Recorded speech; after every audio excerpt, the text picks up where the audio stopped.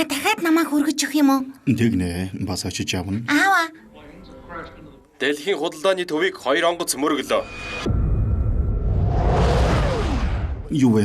Сургуульд уу? Сургуульд биш ээ. Манай улс руу 19 хүн дайрсан. Одоо манай 12 хүн эргээд хариу цохилт өгөх гэж байна. Хайртай байж гэр бүлээ орхиод дайнд явж байх ч гэж дээ. Надад 2 цаг байна. Би удахгүй. Тэгж ярихгүй. Тавьчиж байж чамайг буцааж ирүүлэх баталгаатай болно. Энэ дайн 7 хоногийн дотор дуусчихна. Эргэж ирж илээ байвал хэр удах чинь хамаагүй. 1 2 3 4 Бид алхан бүрдээ өмнөх хэдэн зуун дайнаас үлдсэн минтэ талбайгаар алах болно. Эндээс амьд гарах боломж бага шүү. Хэрвээ бид энэ хотыг эзлэхгүй бол дэлхийн худалдааны төв зөвхөн эхлэл байх болно. Бид хойд зүгийн холбооны генералтай хамтарч ажиллана. Генерал, надад яг хааш явж байгаагаа хэлээд өгөөч. Уул руу явна. Морьдоо явна шүү. Морь унж байсан хүн байна уу? 9 настай байхдаа хүүхдийн цуслан дээр унж байсан. Зуны амралтаар унж байсан. Нэртэй юу? Нэр нь хий? Янзтай. Зогоотой байх нь тэ.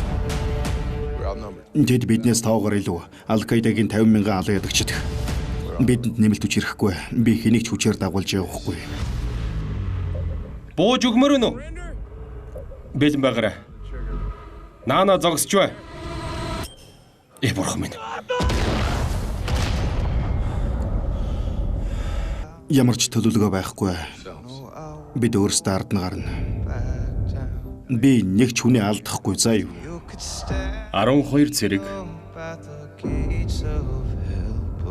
Бидэнд итгэл найдварыг өгсөн. Бид морьтой танкны эсрэг тулдж байна. Дүүгэнд хамгийн агуу зэвсэг бол чи өөрөө. Хэрвээ өгчүүл эхнэр хүүхдэд чинь захиач нь л үлдэн шүү.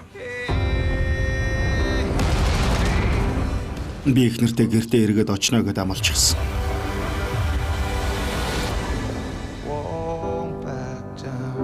Арван 12 цэрэг мордон цэргүүдийн нууц даалгаврын тухай өгүүлэх бодит үг.